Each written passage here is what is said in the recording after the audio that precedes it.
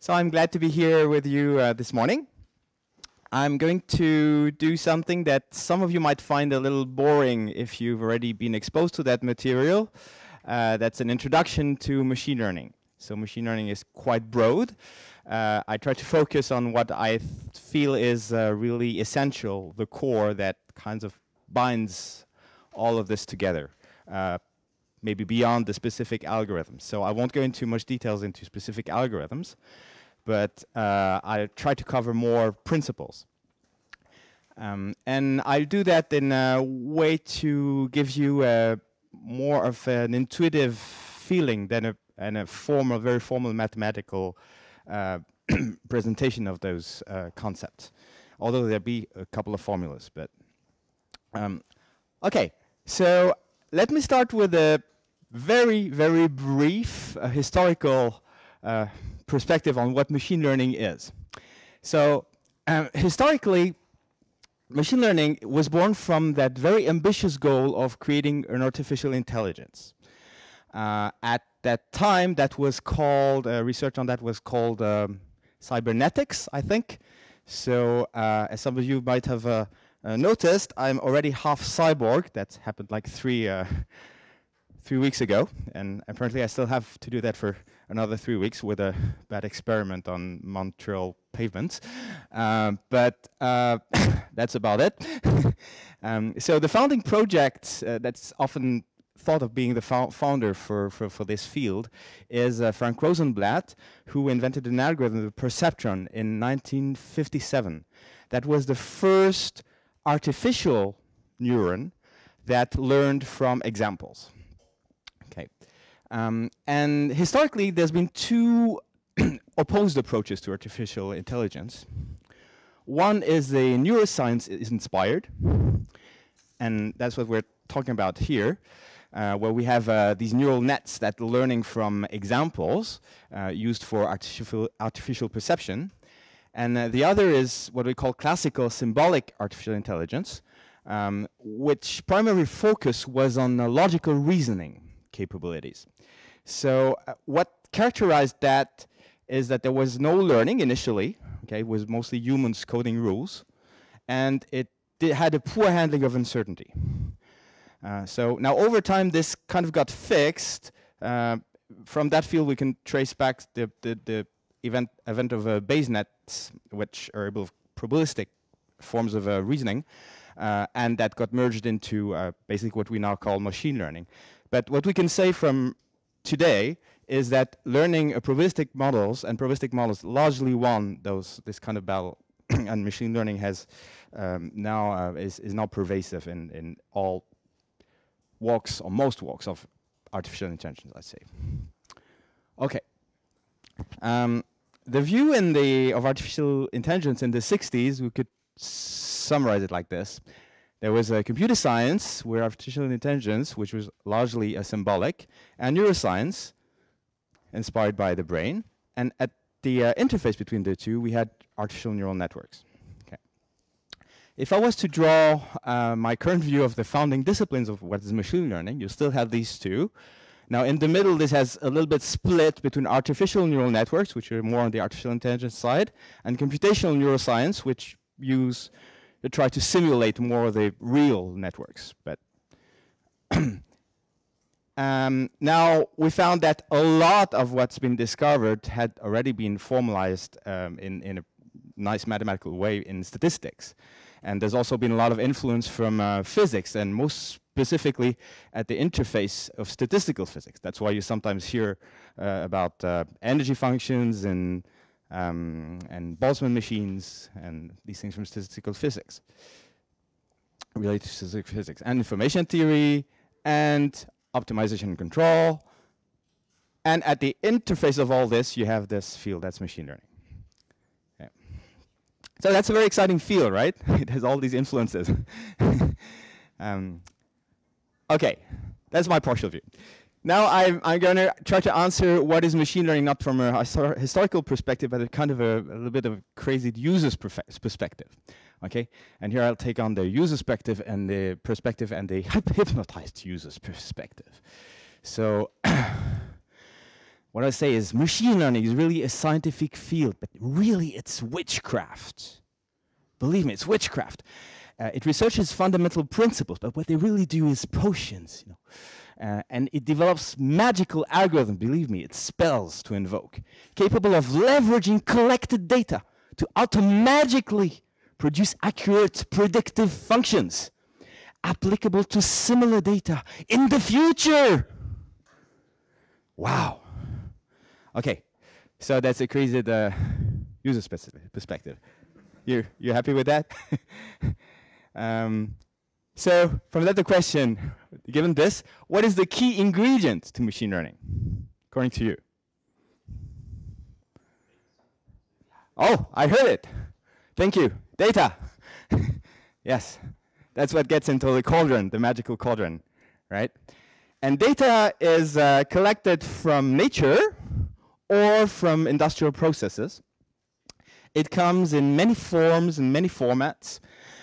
Sometimes clean if you're lucky, sometimes structured, unstructured, often messy. And in machine learning, we like to view that data as a list of examples. And if it's not like that, trust us, we'll turn it into one. Ideally, many examples of the same source, okay? And preferably, with each example, a vector of numbers. And again, we'll first turn it into one if it isn't already. Okay? So here's what we work with. We work with the training data. So training data is made of several things. A list of examples. Here we have n, small n, the number of examples.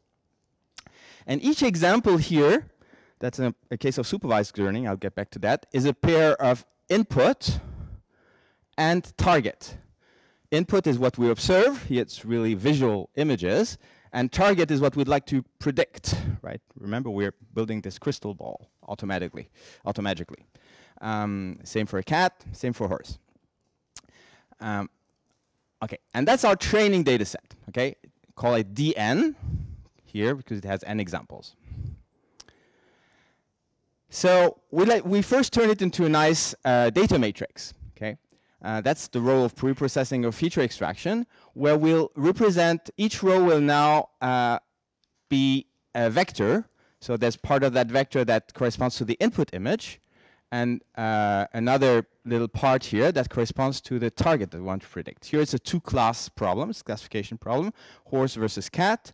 So we have +1 to denote the class of horse and -1 to denote the class of cat. Okay, so now it's a nice little matrix. And the goal of machine learning is to learn from that, or rather from that, because that's what the computer gets to see, in such a way that when you get shown a new test point that you've never seen, never part of your training set initially, you can predict the right class. So how is this used at test time? You take that, represent it as a vector, and hopefully you've learned a function. Here I call it f theta. F is for function, theta is usually for its parameters, because it's a parameterized function. That is going to map an input vector to here a class, a target. Okay. So there's dimensions that are important here. N is what I call the number of examples, and D is the input dimensionality, that's the number of dimensions of your input vector. Okay? All right. So these are very important. Dimensionalities, number of examples, sometimes you have several millions.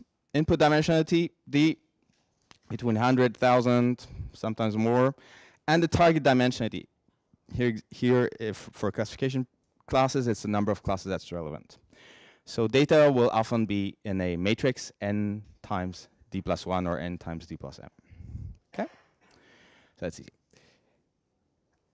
Okay, now turning data into a nice list of examples, turning messy data into a nice list of examples.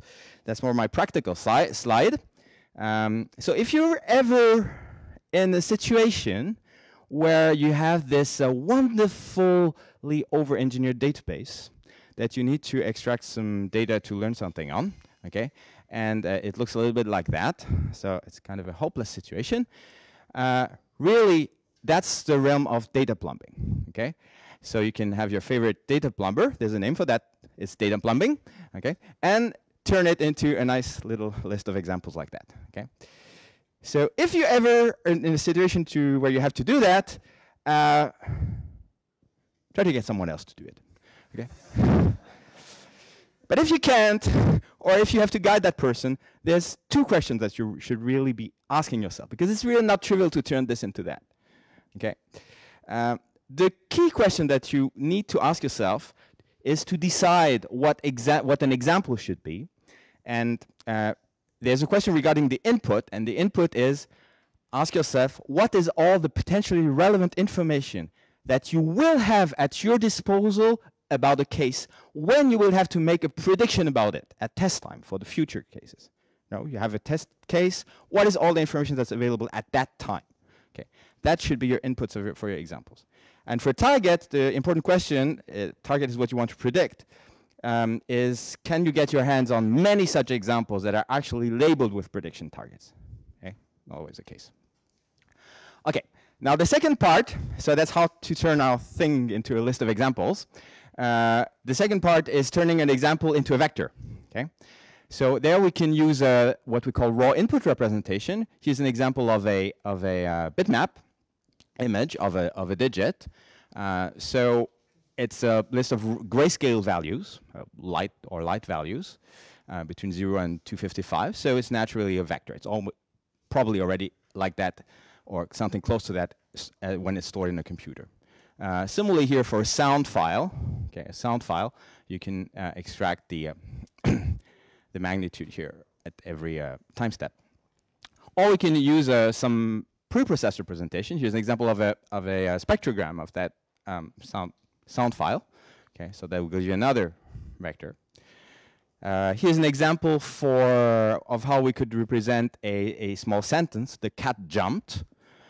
In what we call a bag of words representation. So bag of word representation is you take that whatever text and make it into a huge vector that's the size of the vocabulary, that's filled with zeros, okay, but it has ones at the places where there was such a word in the sentence, okay, for the jumped cat.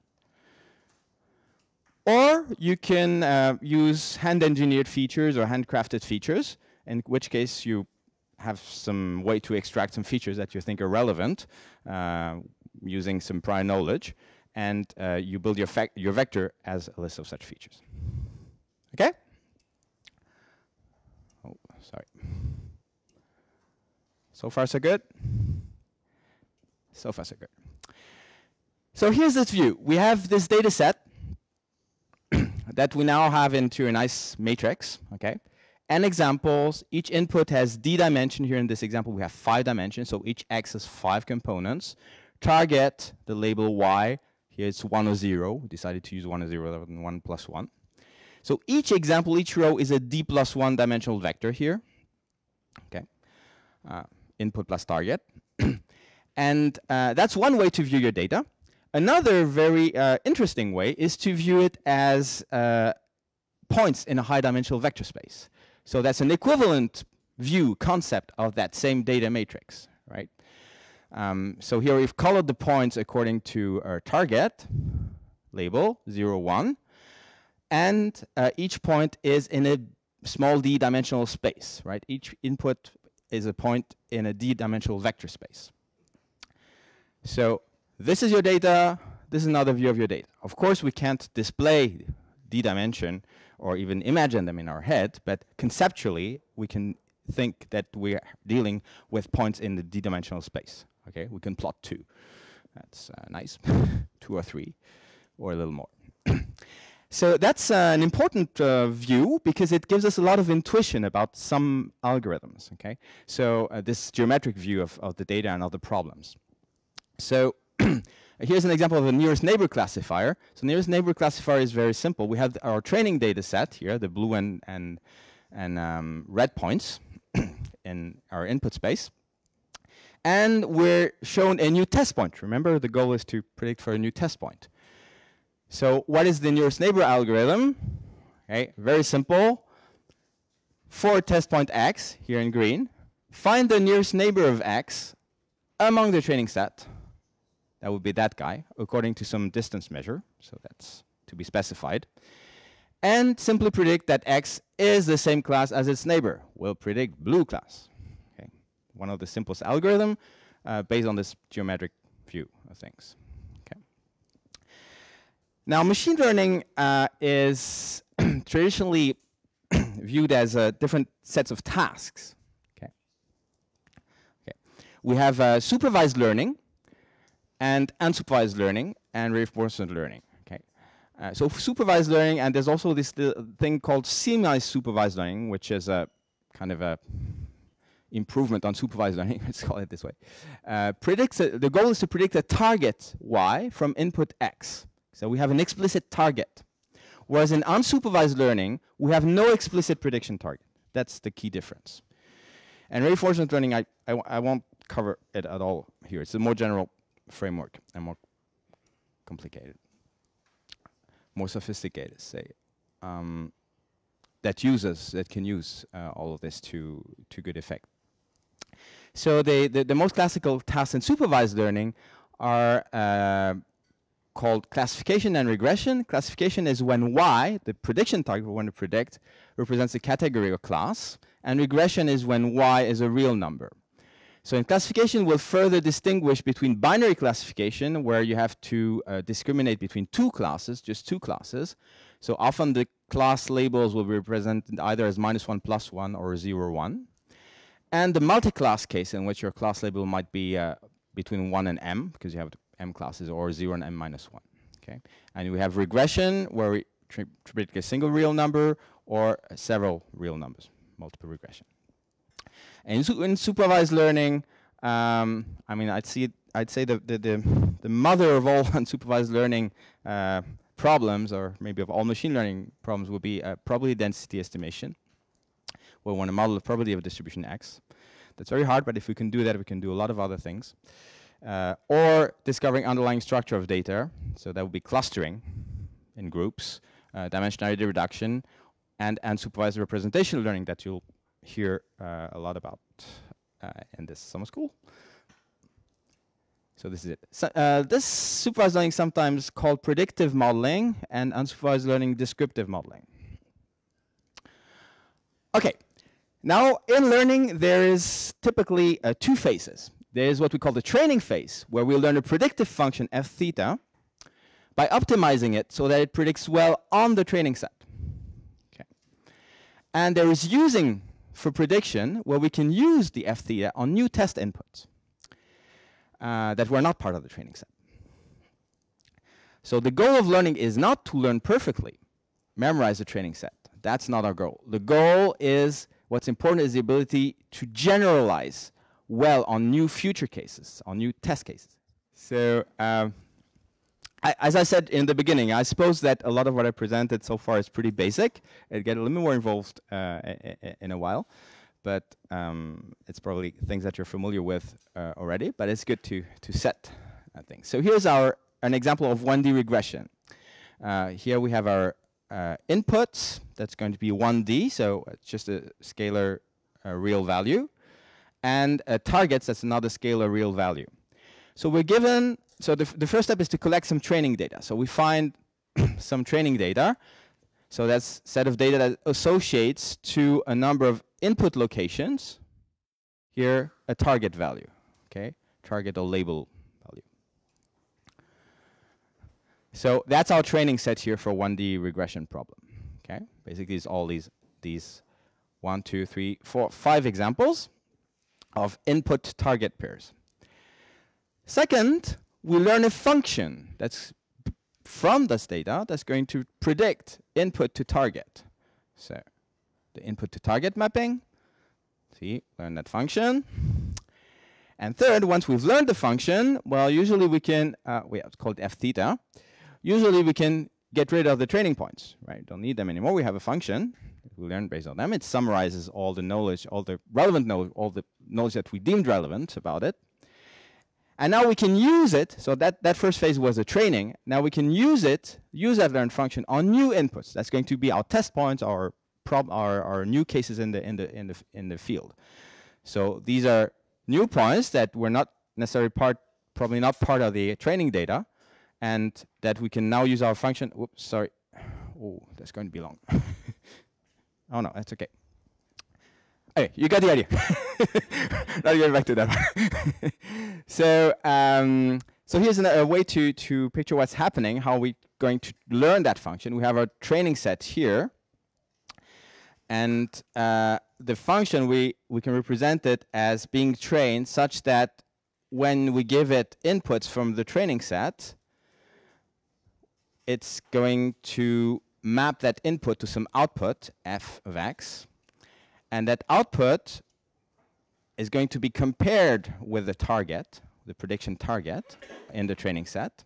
And this comparison is done with something that we call a loss function or cost that we write L here. That's going to measure the discrepancy between our prediction, f theta of x, and the true target that we would like it to predict.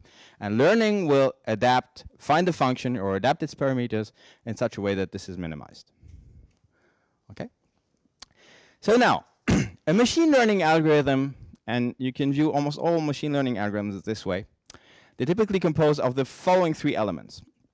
The choice of a specific function family, f, okay, often it's a parameterized family, a way to evaluate the quality of a function small f in that family, okay, so that's going typically to use a cost or a loss function, as just showed, measuring how wrongly f predicts, and a way to search for the best function f in that family. Okay, so that's searching for the best is typically an optimization problem. Okay, so optimization of function parameters if we have a parameterized function. Oh, sorry. So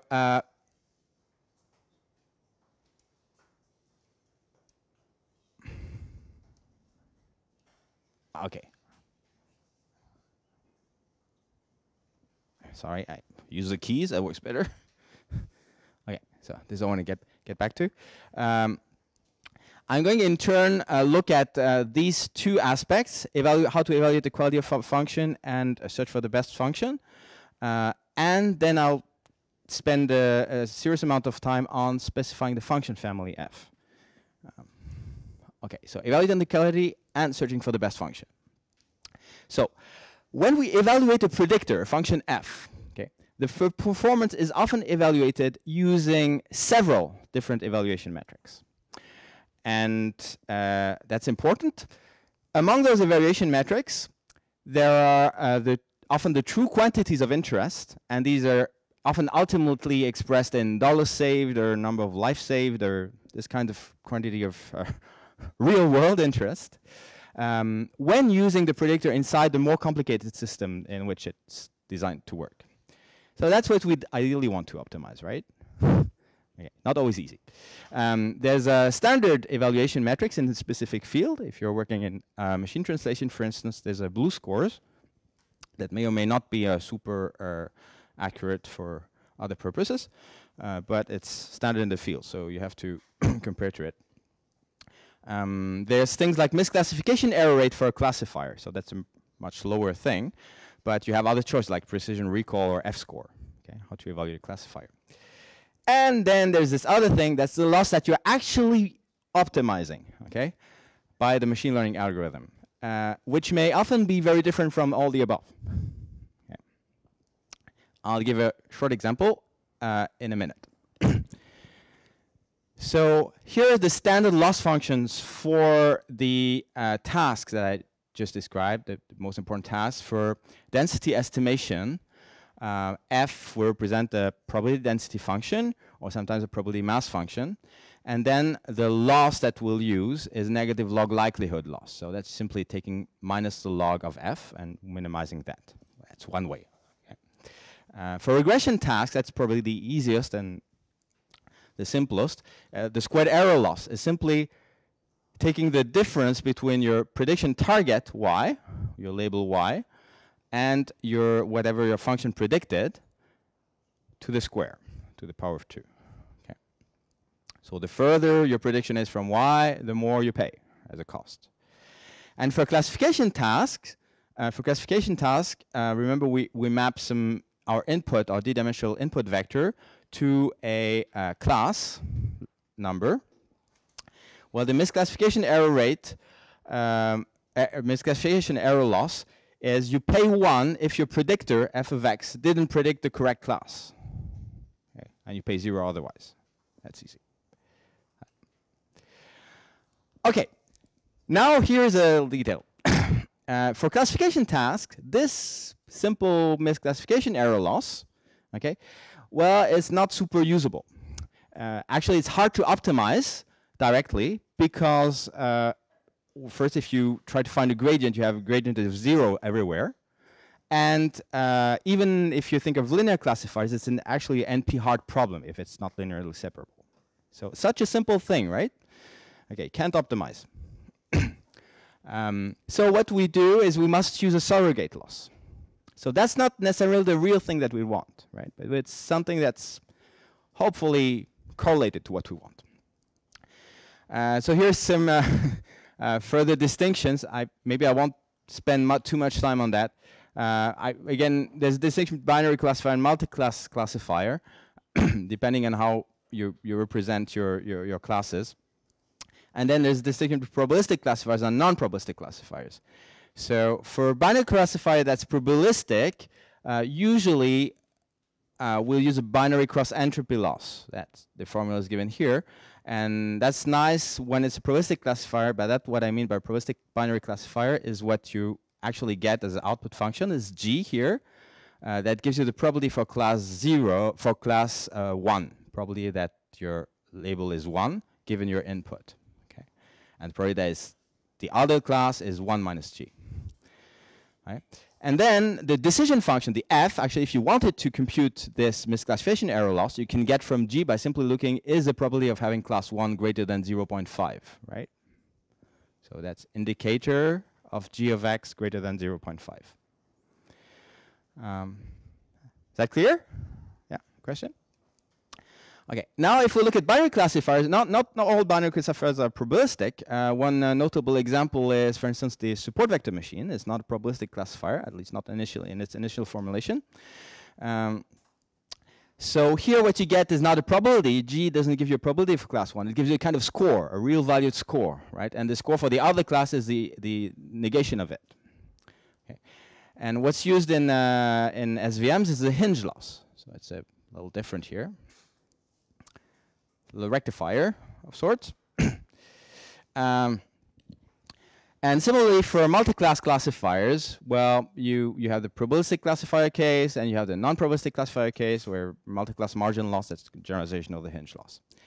But my point here, the take-home message is there's several loss functions that you may want to monitor, okay? And there's some that your learning algorithm will actually be able to optimize, but they're not necessarily the ones that you're ultimately interested in.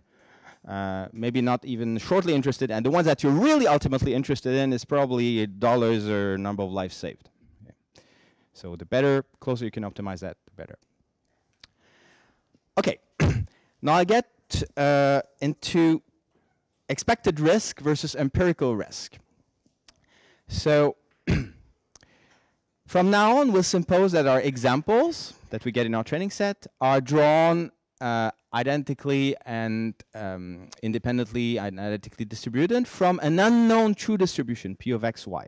It's unknown. It's a distribution in nature, the distribution of images of cats and horses, or from some industrial process, the distribution of whatever characteristics your customers have, okay, or whatever web pages they browse. Or okay, so the ID assumption is very strong. It can be it's not necessary, but it makes our exposition simpler here. So what we call the generalization error, another name for it will be the expected risk, or sometimes just risk. And here's a layman's way of understanding it: is how poorly we will do, our predictor will do on average on the infinity of future examples from that unknown distribution. Remember, our goal is generalization, right?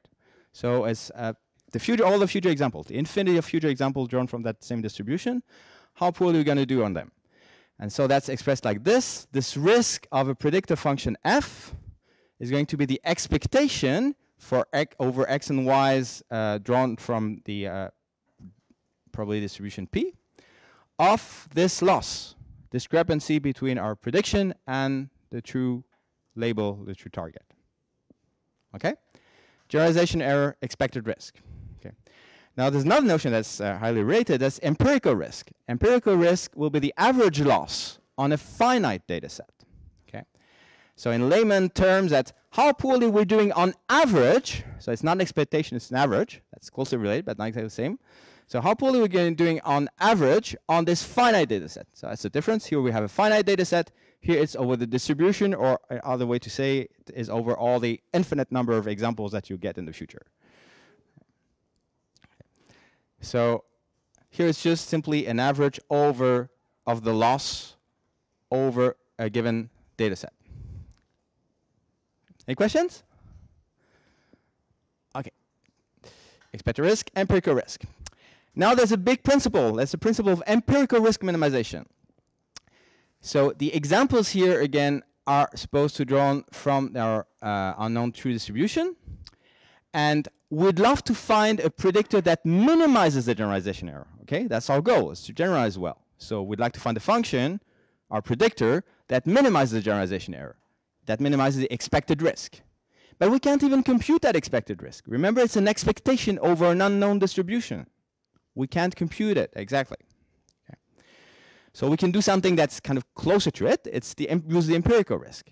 So the principle that we're going to use to actually learn a function, find the parameters of a function, is the empirical risk minimization principle. And layman terms, is find a predictor that minimizes the average loss over a specific data set that we're going to call the training set. So here's the equation. Remember, R hat is our empirical risk.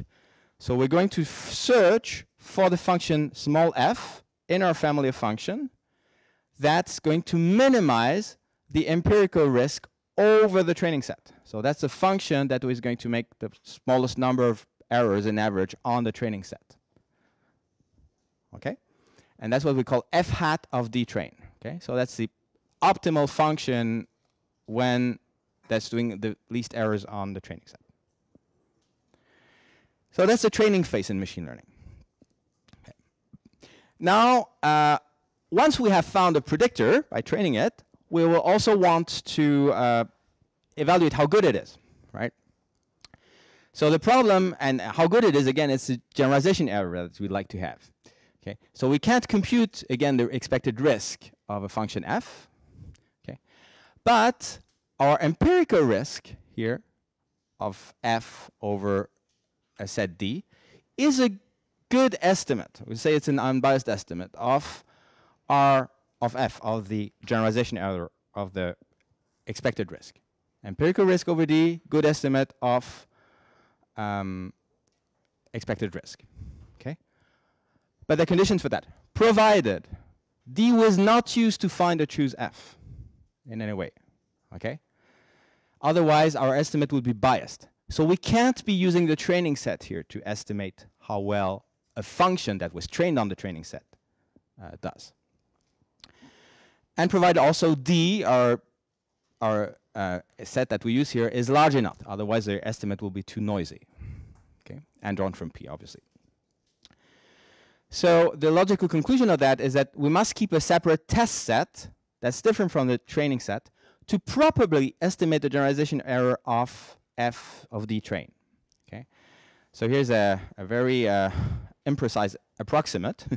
Okay, this can be made more precise. Actually, it's an unbiased estimate. But the risk, the expected risk, so the generalization error of your function f hat that you optimize on your training set, this expected risk, you can get a good unbiased estimate of it by running it and measuring its empirical risk on a test set. Yes? What does it mean unbiased? Okay, it means that if you sample lots of such test sets, okay, and there's two ways to see it. If you were to use a test set that whose number of examples would go to infinity, that you would have an equal here. Okay, as the test set grows, you have an equal. Okay, so as the test set grows, this converges to the empirical risk converges to the expected risk. Another way to see it is as if you were to repeat that by sampling. We use a finite test set, say of 10 examples, okay? But you repeat that by sampling new test set of 10 examples every time, and you average that, you'll get to the expected risk as well. Okay. That's what's unbiased here. Answer your question? I could have made it more formal with a limit and everything expression, but okay. The practical use here is, remember, I'm trying to demystify a hypnotized user's perspective on things, so and getting you the intuition. So the point here is you don't want to use the D-train here, okay? That's otherwise you won't get a good estimate. So this here is really the test phase in machine learning. Okay, and this gives us a simple train test procedure, which provided a large enough data set D, drawn from that distribution. First, you need to make sure that your examples are in a random order, otherwise you're going to have problems. That's IID, it represents the IID thing. And split that data set in two, a training set part and a test set. So these are two subsets of your original data. Use a D-train to optimize, find the best predictor. F equals F hat of D-train. That's the training phase. Optimizing to find the function that makes the fewest errors according to our loss on the training set. And once you've done that, you found that optimal predictor, use the test set to evaluate the generalization performance of the predictor. Okay?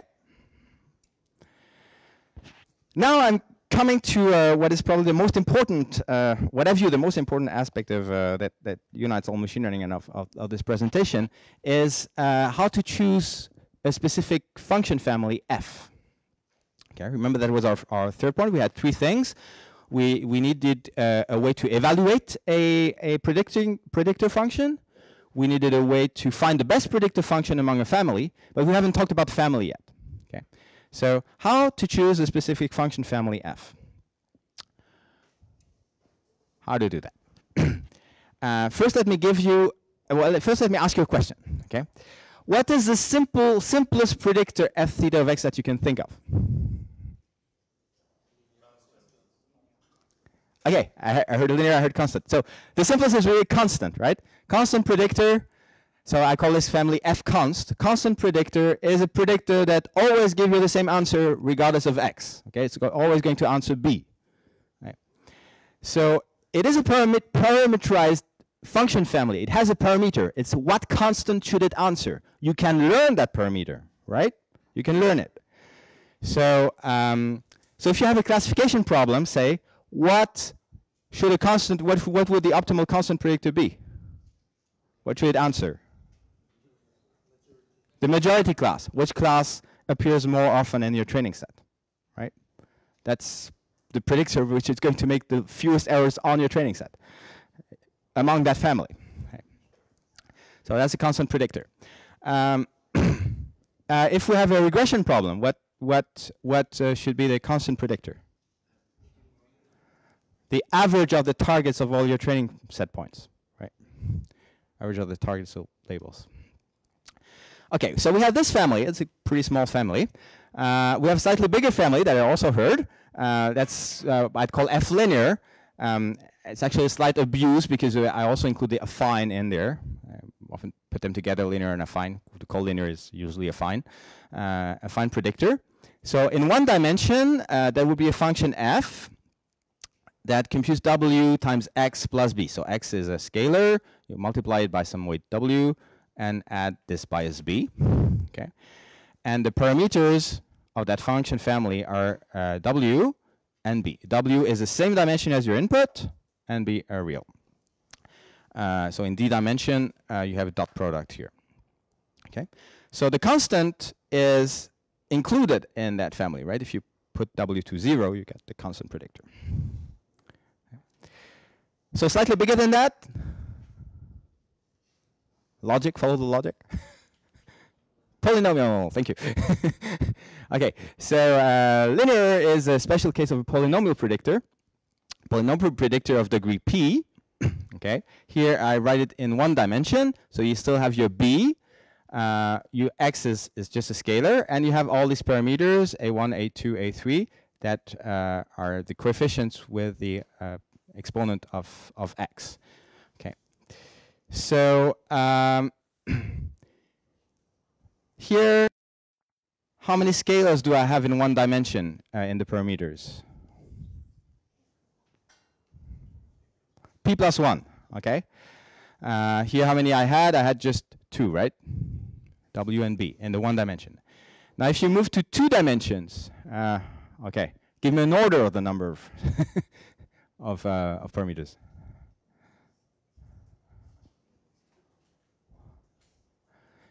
Or say degree P in D dimension. I don't want a precise answer. Okay. P to the D. Okay, P to the D. So if you're in 100 dimensions, your D, okay, even the polynomial of degree 2 grows pretty fast, right? You want polynomial of degree 3, you get lots of parameters. Just to get an idea. So that's one of the problems with the polynomial predictor, and we see some consequences of that later. Oh, sorry, wrong key. Okay. I just wanted to show the examples. So forget the blue curve. The blue curve is actually what the examples were kind of drawn from. So the examples is x, target y. Okay, and here's what a linear predictor, the function that it can learn. Wow, that thing is not working very well. Oh, sorry about that. Okay, and here you have a polynomial predictor, degree 2 or 3, like that. Okay. Okay, so this brings me to the key notion of this talk, and that's the notion of the capacity of a learning algorithm. Please raise your hand who has heard of the notion of capacity. I don't see all hands raised, so my presentation won't be totally useless. Okay. So the notion of capacity is the following. When you choose a specific machine learning algorithm, okay, that means that you're choosing a specific function family f. Okay, remember, that's one of the constituents of a learning algorithm. It's a specific function family f. Now, you can say that this family, as I showed some example here, you can picture it's an informal notion, but you can imagine informally there's a size to that family of function. Okay, as we saw for the constant predictor, the linear predictor, the polynomial predictor. Okay, so how big that family is, you can also see how rich, how flexible, how expressive, how complex it is, defines what we informally call the capacity of the machine learning algorithm.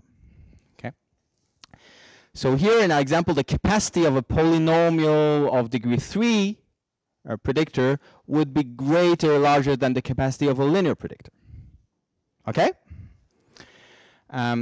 So what can actually come up with several formal measures of capacity for a function family learning algorithm. One such formal measure is for classifiers is the VC dimension, Vapnik-Chervonenkis dimension, but that you can come up with many others. So what's important here is to get the notion of the kind of informal notion of capacity. Okay. So one rule of thumb to estimate the capacity of a function family f, or a learning algorithm, which is kind of the same, we'll also call that a model, okay, is the number of adaptable parameters, the number of scalars it has inside. That's a little bit the exercise that we did. You know, we're looking at the constant as just 1, the linear has, well, in d dimension has d plus 1, and the polynomial has, depending on the degree of polynomial, many, that's the exponential of the degree of polynomial. Okay, so the number of adaptable parameters, okay, but that's just a rule of thumb of proxy. It's kind of very imprecise. So how many scalar values are contained in theta? So there's one notable exception to that rule of thumb. Can someone tell me?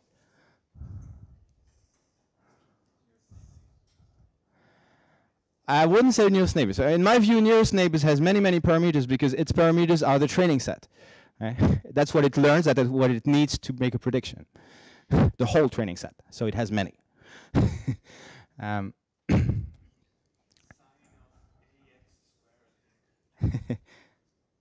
Okay, that's a little too complex. Two parts. Sorry. So what I'm hinting at here is simply, if you're familiar with neural networks or layered architectures, if you compose multiple linear transformations, okay, you get what?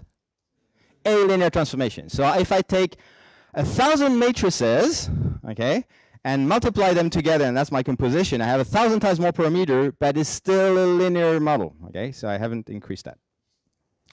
So just a rule of thumb. Right. Okay. So this was the notion of capacity. Now I've introduced some even more fuzzier notion. That's the notion of effective capacity. And that's related also to what I call capacity control hyperparameters.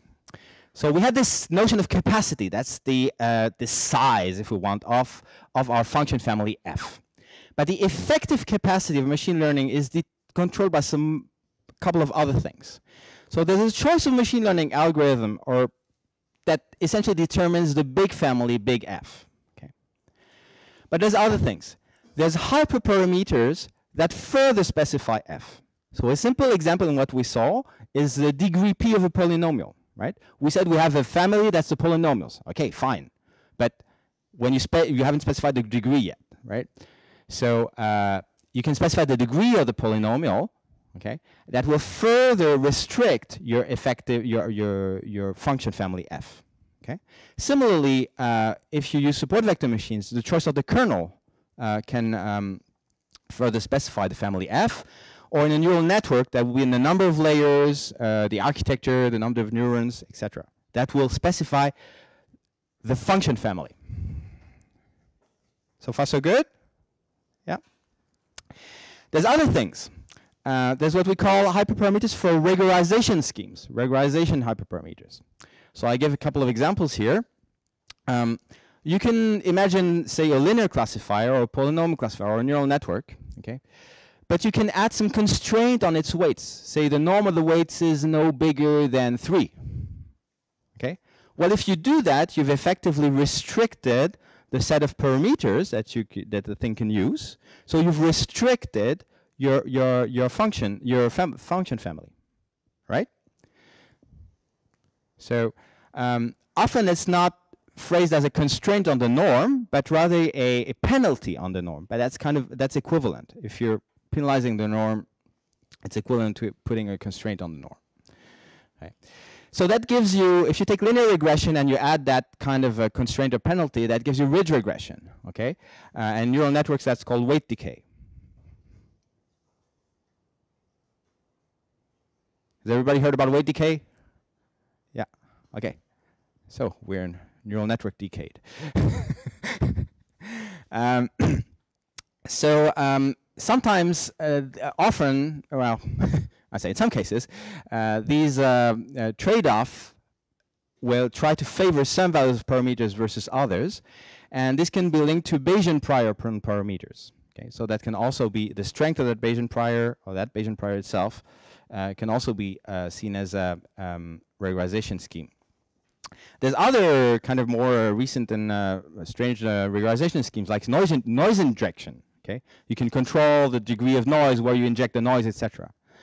All these things will have an effect, maybe not on the bigger family F, if you view it strictly, but effectively on what part of that space of F that you're effectively going to explore. Okay, and there's a final one here. That's early stopping, and that's something that you can use in any iterative search or optimization procedure. Okay, whether it be gradient descent or boosting. You're familiar with boosting, right? It's also iterative. Well, it can also be seen as gradient descent, but although it's not implemented strictly this way. So when you choose to stop that exploration before convergence, you choose to stop it before convergence. This iterative search optimization procedure. Well, if you have a criterion to stop it before convergence, that means that you won't explore as far from the original point as if you had run it to convergence. So effectively, you're not exploring the whole space F. Okay? So that's also an effective restricting the effective capacity of your algorithm. Any questions? Okay. Yeah.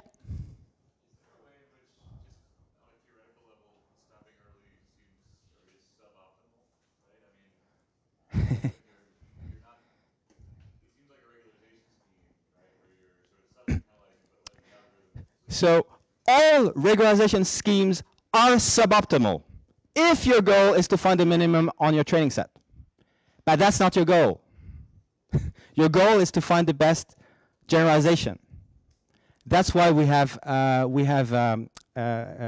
capacity control regularization schemes. Okay. If your goal is to find the minimum error on your training set, all these things are going to hurt you. All of them. You want to be hurt, but I get to that. Yes. Yes. I hope. I know. It's whetting your appetite. Yes. Sorry.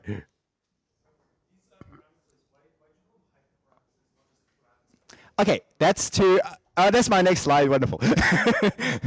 So I'm making a clear, an important distinction. I call the hyperparameters. Some people call them metaparameters.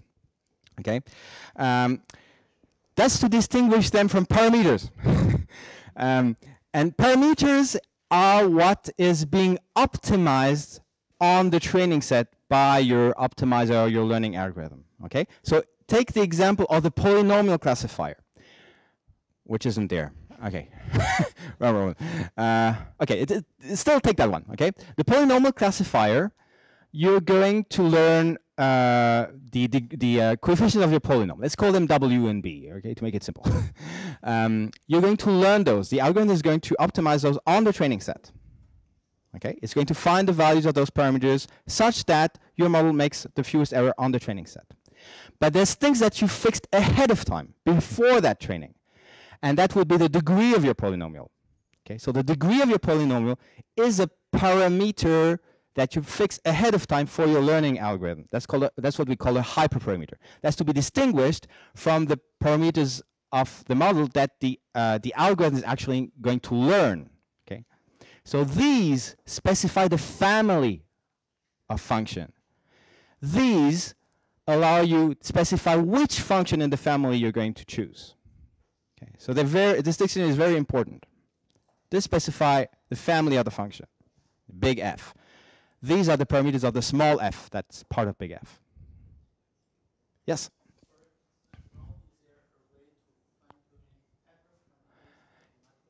Yes, automatically. Automatically, yes. Automatically, sure.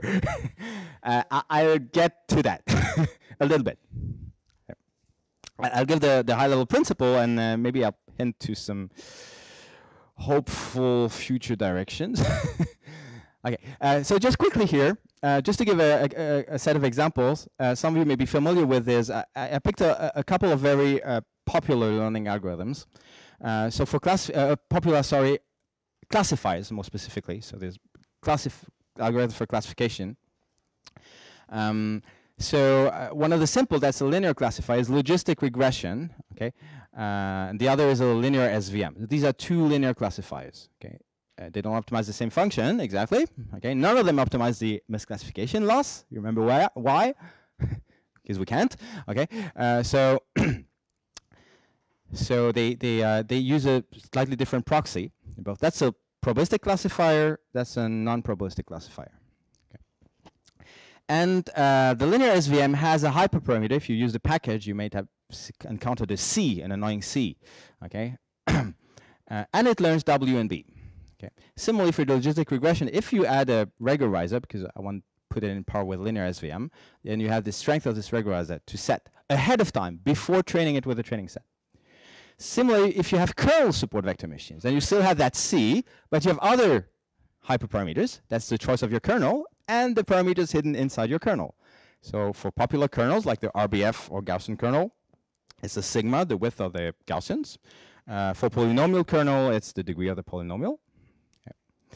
And what it learns, the parameters, so once you've set this ahead of time and you run your SVM, it will learn support vector weights. Neural networks, you specify layer sizes, early stopping criteria, lots of other things. Okay. So again, these will specify the capacity, the effective capacity, the family function, and how well you're going to explore it, or how restrictedly you're going to explore it of your model.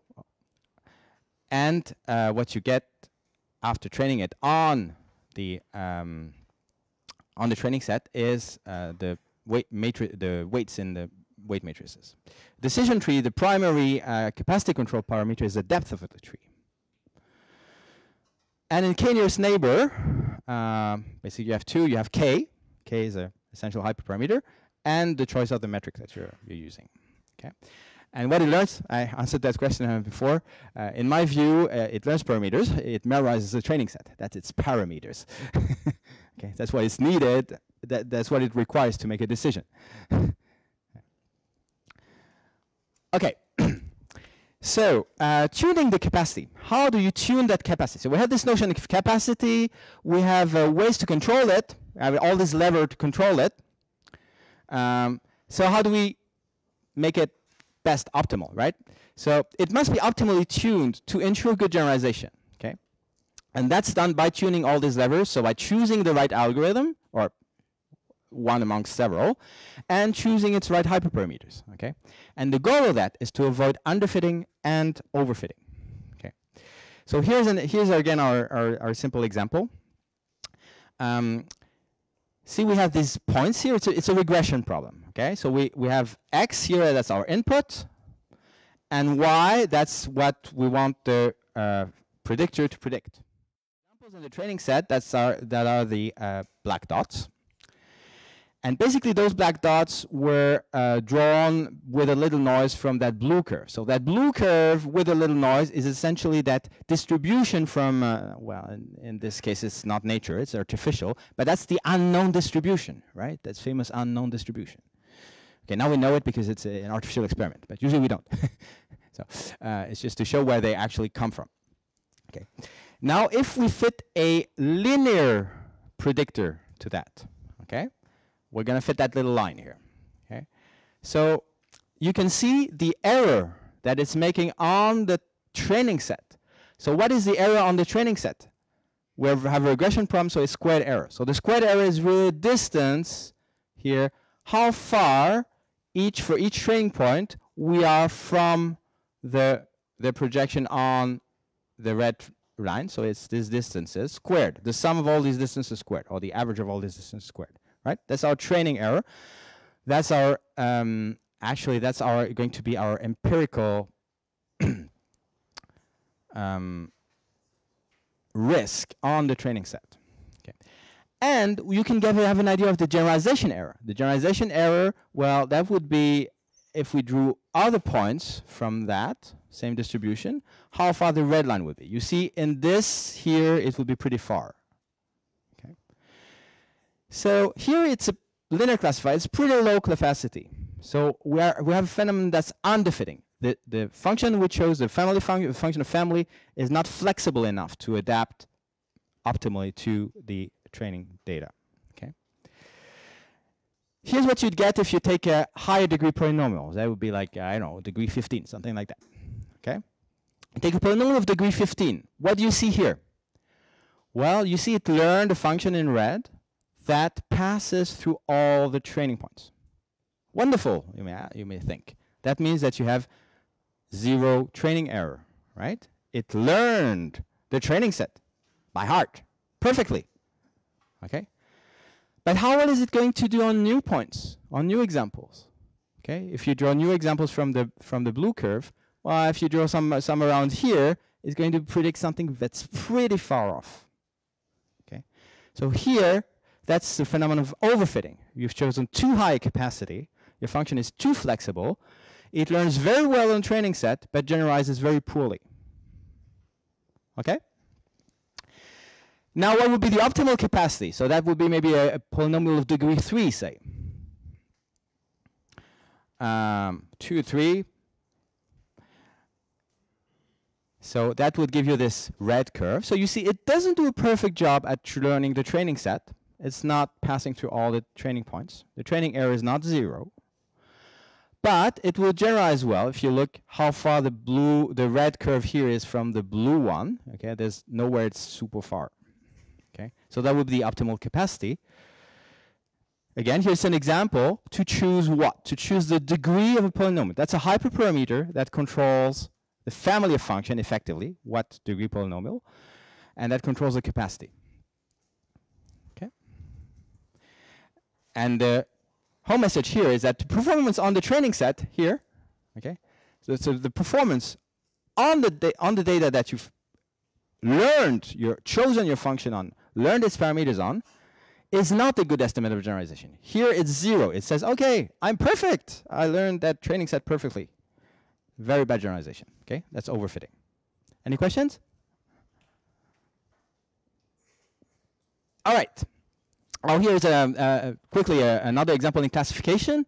Here we have 2 classes, the red versus the black. So it's a 2-dimensional input. Okay, luminosity and width. So here's an example. It's 2D classification. With a linear classifier, you'll get a hyperplane separating hyperplane. That's what you get. Okay. So maybe here the capacity is a little too low for this problem, relative to the number of examples. You have an underfitting phenomenon. At the other side, if you take a more flexible predictor, it may learn something like that. See, here it predicted perfectly. It makes absolutely no error on the training set. Okay, but maybe it's a little too convoluted for what that really represents. So it's likely to have overfitting. And here's probably something that we'd have with optimal capacity. We have something that's nice and smooth. That's more likely to generalize well. Okay. Just picture for the same. Okay, so what's happening here? I'll use this little decomposition of the generalization error as a explanation of what's going on. Okay, basically, you can think of this green box here as the set of all possible functions in the universe. Among all those possible functions in the universe, let's say there's one that's the best possible predictor, f star. Okay, it's here, best possible predictor in the universe. Okay, so now what we've done is we've restricted ourselves to a specific function family, big F. Yes, that's our whole point here. Okay, so inside that function family big F, you have the best possible function for the task, okay, that has the lowest generalization error. We're talking about generalization error here, among that family of functions. Okay, let's call it f star f, okay, to say that it's in the family of function. Okay, and then we have a third guy. That third guy is whatever our learning algorithm learned using the training set. Okay, that's called f hat of the train. Okay, it was trained on your training set. Okay, so actually we can decompose the generalization error that this guy is going to make in two important terms, basically that measure how far it is from the best possible function, and one is adding how far it is from how the function learned by our algorithm is from the best function in the set, in the function family that we chose. And the second term is how far that best function in F is far from the best possible function. Okay? So these two terms have a name, like with name. One is called a bias. That's not to be confused with the bias that you have in linear models or in neural networks. Okay, and another term here is variance. Okay, these are related to our notions. That's bias approximation error, and variance is estimation error. Okay, so can someone tell me what is responsible for the bias? Why do we have a bias? Sorry? Yeah. So basically, the bias is due primarily to the fact that we're considering a restricted family of function. Okay, so that's the choice of algorithm that's restricting that, and the choice of hyperparameters. Okay, so that's why we have a bias. That's basically how far the best function in that family is. You're stuck in that family, right? Okay, so that's a bias. How can we reduce the bias? Expanding the family. Yes, I get back to that. Okay. So that's what the bias term is due to having a restricted family. That's the capacity of the family. It's restricted. Okay. Now what's the variance term due to? Yes. Yes. So there's different factors. Okay. But let's suppose for a minute that we have a wonderful optimization algorithm that is really able to optimize that perfectly. So given a training set, it's finding the optimal for that training set. It is, okay? It's magical, it works.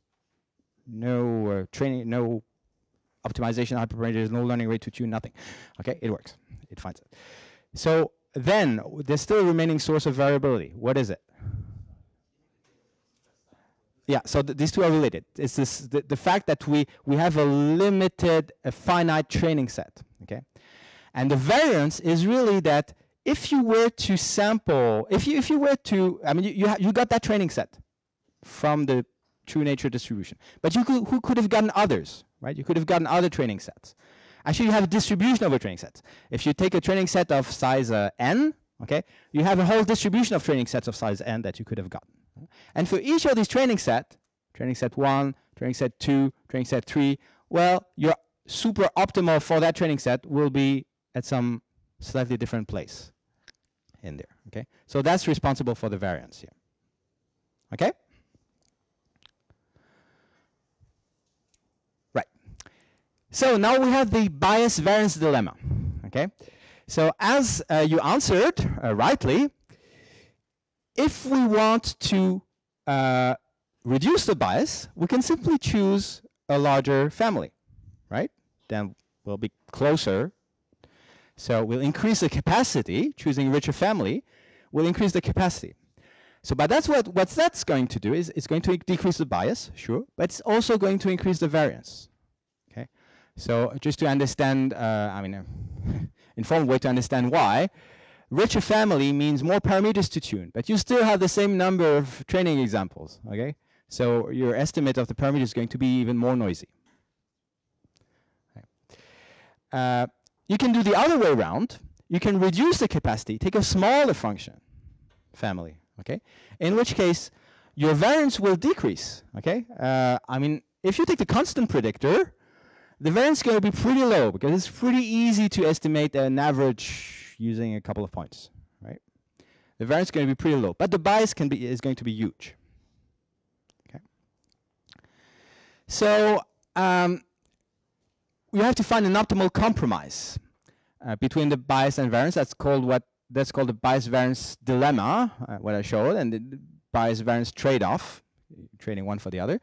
There will be some optimal compromise, but that compromise will depend on the number of examples. Okay, the bigger your number of examples, if you don't touch your model family, you don't touch your F, if you have a larger training set, well, your variance will automatically decrease. Okay, you don't have to change the function family. The variance will decrease. So if you have more data, then you can afford to increase the capacity in order to lower the bias. Okay, you can use more expressive models with bigger data sets. And final conclusion for that side is that the best regularizer is more data. Okay. That's always the best regularizer. All right, but you don't always have more data, unfortunately. So this is my how to, yes?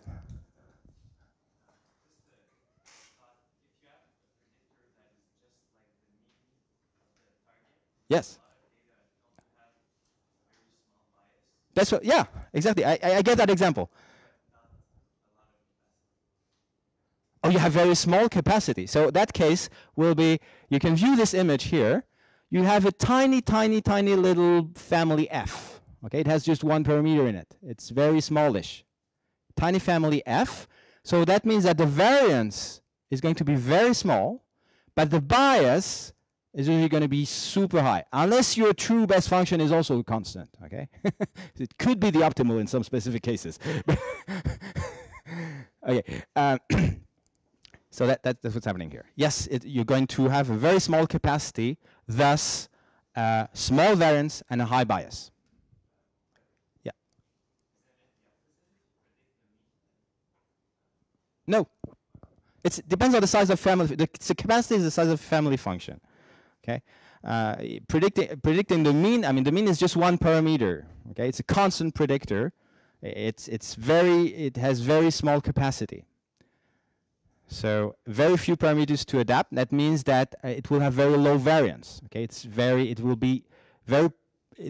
be very noisy to estimate it given training points, but it's going to be very far from. Okay, let me show you the example.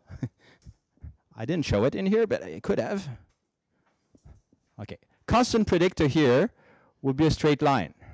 Okay, that's okay.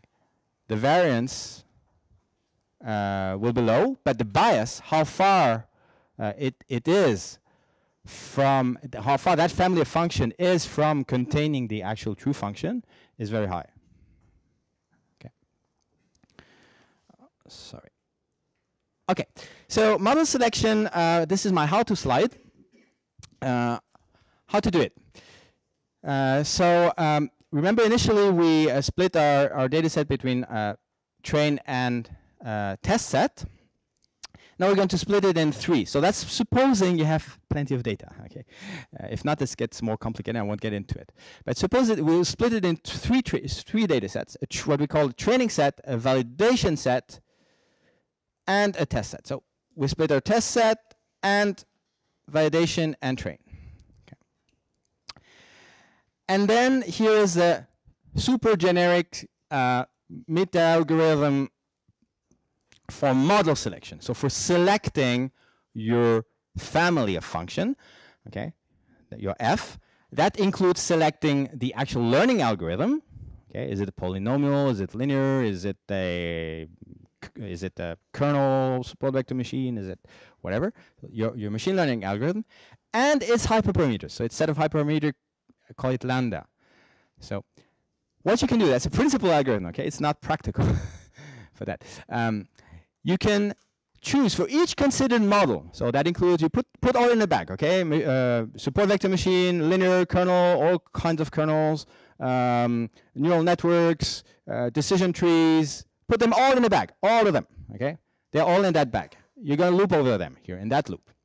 And then for each of those algorithms, you take all their hyperparameters that control capacity. You put them all in the bag, okay? And then you're going to loop over all possible configurations of values of those hyperparameters. That means that for neural networks, you try all layer sizes, all whatever. For kernel, for support vector machines, kernel support vector machines, say RBF kernels, you try all widths of kernels. For nearest neighbor, you try all k for nearest neighbor, etc. That's so for all algorithms, then for all considered hyperparameter values in that algorithm. That's a huge space, okay? That's a problem, but it's a principal algorithm. So for each such algorithm and specific configuration of hyperparameter value, you train that model with that configuration of hyperparameter value on your training set. This training procedure, I write A lambda. A is a learning algorithm specified with the hyperparameters lambda, okay? And you control it on the training set. You train it on the training set. And what that gives you is the optimal function for that algorithm at that hyperparameter lambda of that function space on the training set. And that's what I call F hat A lambda, okay? So for each algorithm A or each lambda, you're going to have a different F hat A lambda, a different predictor. Okay. Then you evaluate that predictor on the validation set. Don't evaluate it on the training set. I mean, you can, but don't base your decision. Don't base your model selection on that. Okay, we'll get to that in a minute. So with your preferred evaluation metric, not that the evaluation here might be different from what the algorithm actually optimized. That's okay. What you want, for example, here is customary to train, say, a classifier, a probabilistic classifier with binary cross entropy. but to evaluate it on misclassification error. Okay, that's common, right? So you're going to evaluate on the preferred evaluation metric of interest. So that you take the risk according to that loss function of your just trained algorithm on the validation set, and we call the resulting error EA lambda. So for each algorithm A, each hyperparameter combination lambda, you have an EA lambda. So among all of them, remember you had many algorithms, many hyperparameter combination, you find which one is the best, which one yielded the best, and we call that algorithm A star and hyperparameter is lambda star. And then you simply return that the predictor that was obtained with that algorithm. That's your model selection. You've effectively selected among all the set of models, SVMs, whatever, all the set of hyperparameters, lambda, width of kernel, etc. You've selected the one that performed best on the validation set, and you return that. Optionally, what you can do is you can actually take those hyperparameters. It doesn't always work, but sometimes it helps. Take those hyperparameters and that algorithm and retrain it on the union of the training set and the validation set. That's fair, okay? Yes? Do you recommend adding the validation set back because you end up with more training data, but you end up also with more? If I recommend it? So as I just said, it doesn't always work. It will work if your optimal algorithm, hyperparameters lambda and algorithm scale relatively well when you increase or behave relatively well while being unchanged as you increase your data set. Okay. Yeah. So we could actually make a test for that, but it's very complicated. Okay. And so that's the model selection and training. Okay. So that's a kind of meta algorithm because you see inside it uses basic learning algorithms. So that's a higher level which chooses the algorithm and the hyperparameter values. And finally, you have this winning algorithm F star here. Oh, note the wonder of this thing here. This algorithm, at last, is an algorithm without any hyperparameters to tune. Isn't that wonderful? Okay. Okay, it's just you need clusters the size of the universe to actually implement it. But and finally, you compute the unbiased estimate of the generalization performance using our test set. Okay, our test set. We still haven't touched it. We haven't used it. We must never have used it actually during training or model selection to select, learn, or tune anything. You can look at it. Okay, you're allowed to look at it. Well, some people say you're not allowed to look at it, but everybody looks at it. Okay. But you're not allowed to select anything based on it, tune anything based on it, optimize anything based on anything you see from it. Okay? You can look at it. So, yes. Sure. Oh, sorry. yeah, it will appear in time. You can start your question.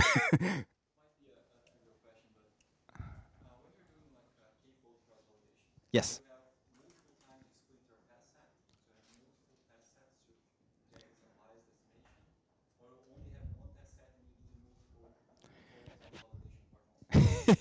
So that's complicated. Usually, when you're caught with doing k-fold cross validation, it's because you don't have enough data to begin with, right? So it depends on how your thing is going to be evaluated. If you have a proper evaluation test set that you can touch, that's big enough and reliable enough, then you can use that. Okay, but often the problem is if you're caught, and then you can do k-fold cross validation to find the best hyperparameters, those that on average will do best on your moving validation set. Okay, but and then use that retrain on the whole training set, full complete training and validation set, and use your separate test set. Now, if you really have very, very small data, then maybe you need to do something that's called a double cross-validation. So you need to do a cross-validation. So say, for example, leave one out on your test data, okay? And inside, you take what's remaining as your training set, and you do another, for example, leave one out, or k-fold, to choose a hyperparameter. Okay. When you do that, what you will evaluate is not, you won't get a single algorithm and hyperparameter out of that. You'll get an evaluation actually of, on what you're going to evaluate on your test set is your model selection meta algorithm, that meta algorithm that has no hyperparameter. That's is the evaluation of that that's going to be unbiased on your test set. It's a little more complicated procedure with a double cross validation. Okay. Yes, sorry.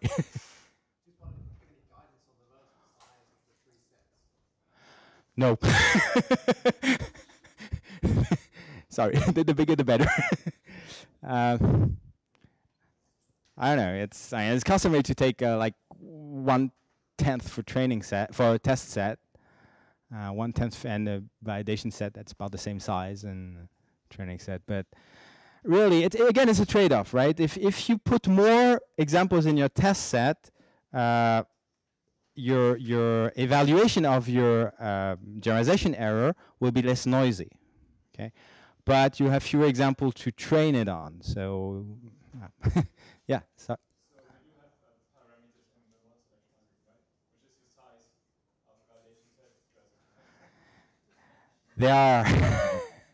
Okay, that was given the first thing fixed. There are other hyperparameters actually. It's the choice of which algorithms you're going to consider. And yeah, but yeah, you shouldn't do that. Okay. Bayesians, what they say is you consider all the algorithms in the universe, okay? But you put a prior over them, right? You put a prior, and then you integrate them all. Suppose you're able to do that for the answer. But then you still have a hyperparameter, that's your prior, okay? So there's some priors that are kind of universal, supposedly, I don't know. Oh, sorry, I'll have to advance that. Oh, so here's an example of model hyperparameter selection procedure. So, okay, I'm almost done. Example of model hyperparameters. So we're running that algorithm, but for a simple case, we chose just a single algorithm and a single hyperparameter. Okay, so that's easy. So then we just have to change the value of that hyperparameter. Here it's on the x-axis. It's a hyperparameter value. Okay, on the x-axis is a hyperparameter value. What we have in gray here is a corresponding error of interest as measured on the training set. So the set that was the data set that was used to tune the parameters of the algorithm. Okay, for each value of hyperparameters. And similarly, we have the error on the validation set. Okay, so that's kind of typical. We see the training on the error on the training set. That's actually monotonously here increasing. You might have seen it often decreasing. Here it's increasing. That's desired. And you have the error on the validation set. Actually, the test set was going to follow the similar curve. Normally, they play the same role, right? The validation set and the test set play exactly the same role until you choose the performance on the validation set to choose a hyperparameter. Then they don't play the same role anymore. But until you've made that choice, they're exchangeable. Okay, so so here what you see typically is you see it decreasing up to some point and then increasing again. Okay. So what is the optimal hyperparameter value here? Okay, it's here. Hyperparameter which is smallest error on validation set is 5. Okay, if you chose it on the training set, you'd get 1. That's very different. Okay. Can someone guess what kind of algorithm this might be? K nearest neighbors. Yeah, the number that's K in the neighbors. Okay. So you're smoothing your neighborhood here by taking 5 neighbors instead of 1 neighbor. Okay, and finding the optimal capacity this way. Optimal might often be 1 also, depending on the size of the training set, right? So, little question, what if we selected the capacity control hyperparameters that yield the best performance not on the validation set, but on the training set? What would happen then? What would we tend to select?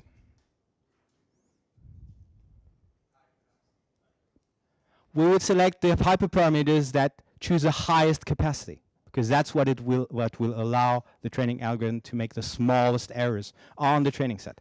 By probably lead to what? overfitting. Okay, if your model class is big enough, right?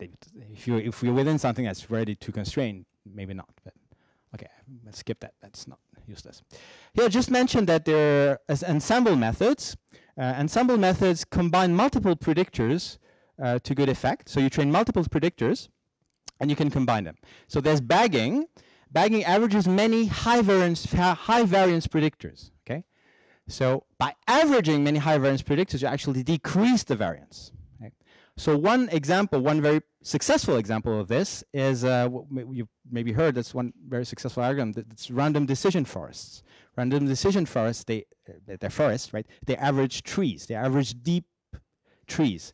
Deep trees are known to be very high variance. Okay. So you average them, and they including more variance in random decision forests, and you get a pretty good algorithm. On the other hand, you can, if you're not using high variance or high capacity predictors, but low capacity classifiers, you can actually get a higher capacity classifier by using boosting, by combining them with boosting. It will learn a weighted combination of them that will lead to higher capacity. So it's common, for instance, to boost shallow trees, which have low capacity, or linear classifiers.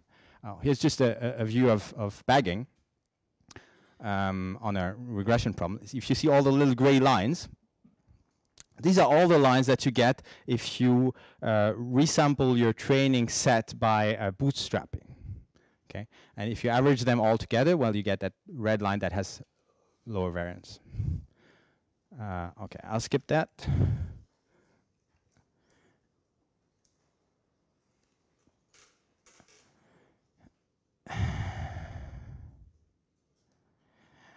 I get to my two last slides. Well, that's maybe more to make a transition with what Joshua is going to tell you. So I haven't looked into detailed classifier except maybe a linear predictors, and I haven't even looked at linear classifiers. But linear models are an important class of model, but they're pretty limited, right? So it's just a linear. The function space is just linear. So there's one easy way to actually make them richer, and that's to take your input and to map it into some other representation. So you take your x and you map it to x tilde. Okay, and there's basically three ways of doing that. You can either use an explicit fixed mapping, and that's essentially what you do when you use handcrafted features. You take your raw input, you take some handcrafted feature extractors, okay, which are often nonlinear, and you get some new representation x tilde. Okay, that's a fixed set of handcrafted features. That's an explicit mapping. Okay, and there's no previous example here. Another way is you can use an implicit fixed mapping. Okay, and that's essentially what kernel methods do. Like kernel SVMs or kernel logistic regression.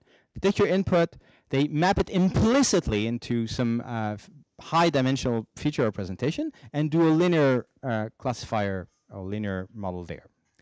And then finally, and that's what a lot of this summer school will be focused on, you can actually learn the parameterized mapping. And that's where you get the machine learning algo to learn the representations, and that's where you get the multi-layer feed-forward networks. That is, you add layers that actually change the representation. So I guess Joshua will show you something probably similar to that slide also, that gives us the notion of levels of presentation. If you have whatever model here, you can always try to put further nonlinear function compositions on top of it, okay, that will produce better representations for it.